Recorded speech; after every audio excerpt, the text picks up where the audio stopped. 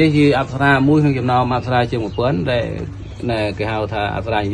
ញឹមចេញថ្មិញណាបងប្រុសអប្សរាចេញថ្មិញហ្នឹងមានប្រមាណនៅប្រសានកោវត្តអប្សរាងូទឹកភ្លៀងអញ្ចឹងណាតែមានគេមើលច្រើនរហូតដល់លើកនេះនេះអញ្ចឹងវីដេអូចូល5លានអញ្ចឹងវីដេអូនោះណាបងប្អូនអាចទស្សនាឃើញហើយទិដ្ឋភាពភ្លៀងដែលខ្ញុំបានចុះផ្ដិតយកវីដេអូផ្ទាល់ហ្នឹងគឺណាមកថតផ្ទាល់កំពង់ភ្លៀងនេះគឺអប្សរាដែលមើលពើខ្មៅខុសណាពើខ្មៅចាក់ថានេះក៏បាននេះមាននេះក៏បានខាងក្រោយក៏មានដែរនេះអប្សរាដែលមានពើខ្មៅនោះមានន័យថាកន្លែងនេះគឺវាមានទឹកភ្លៀងធ្លាក់មកយើងខាងក្រោមមិញខ្ញុំបង្ហាញបងប្អូនអំពីចម្លាក់នេះធ្វើដោយដៃណាលំអិតណាមួយប៉ុន្តែនៅខាងលើនេះខ្ញុំចង់បង្ហាញបងប្អូនអំពីភាពពិនិត្យឬក៏ស្នាដៃដ៏អស្ចារ្យរបស់ដូនតាយើងដែលគាត់ប្រើដៃប្រើញញួរប្រើពលិកណាចំណាយពេលវេលាយ៉ាងច្រើនឆ្នាំណារាប់ទឹកឆ្នាំណាដើម្បីធ្វើការងារទាំងអស់នេះអញ្ចឹង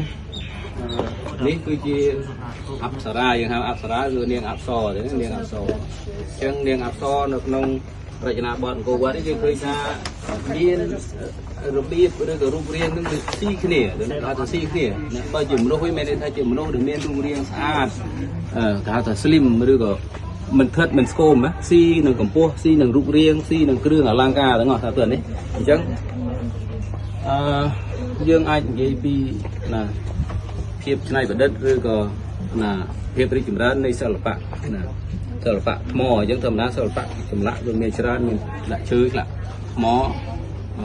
មានស្មូនរូបផ្សេងគឺវាមានផ្សេងគ្នាណាគឺមួយផ្សេងអញ្ចឹងយើងមើលហើយនេះណាស្អាតអញ្ចឹងនាងអប្សរនៅក្នុងតំបន់អង្គរនេះគឺវាមានសរុបទៅឯកសារខ្លះដាក់រហែល 2000 ប៉ុន្តែឯកសារខ្លះដាក់រហែល 1800 ជាងទៅណាជាង 1800 អប្សរាហើយអប្សរាមានរូបរាងខុសៗគ្នាបូកបាច់ខុសៗគ្នាមានខ្លះធំខ្លះតូចខ្លះឈរជាក្រុមខ្លះឈរម្នាក់ឯងហើយខ្លះមាន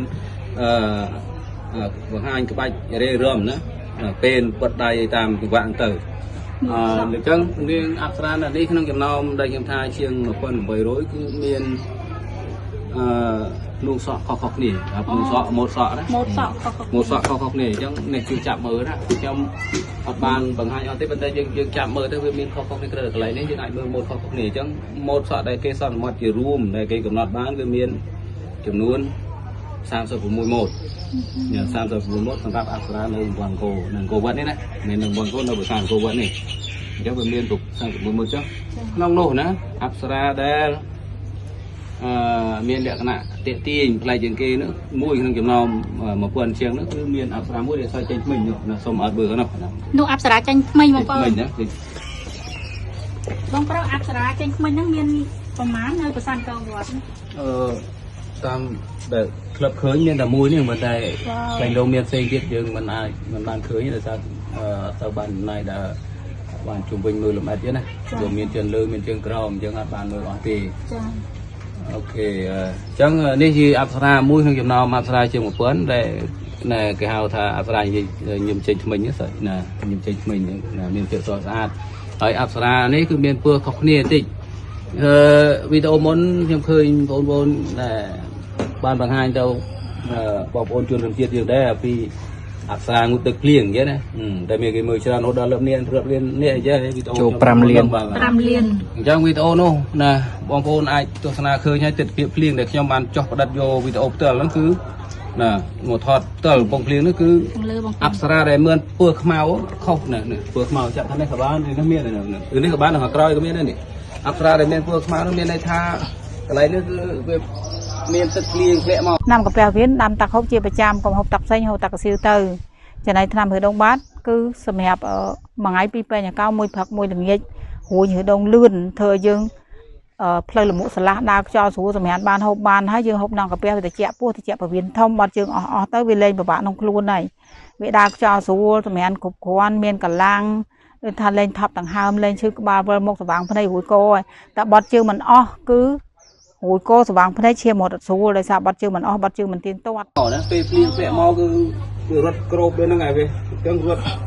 ភ្លៀងរត់ក្នុងរដូវវស្សាវា6 ខែអញ្ចឹងភ្លៀងជោគជាំទៅហើយហាលភ្លៀងផងហាលថ្ងៃផងយើងមានពូលីមានអីដោះផងមកវាកើតជាពើអញ្ចឹងណាអញ្ចឹងកន្លែងខ្លះដែលមានពើអញ្ចឹងមានន័យថាវាផុតបាំងពីទឹកភ្លៀងអញ្ចឹង មានន័យថា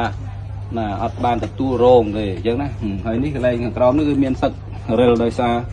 កត្តាធម្មជាតិមានជាទឹកភ្លៀងដល់ថ្ងៃទៅជាតិក្នុងទឹកភ្លៀងមានអាស៊ីតមានអីណា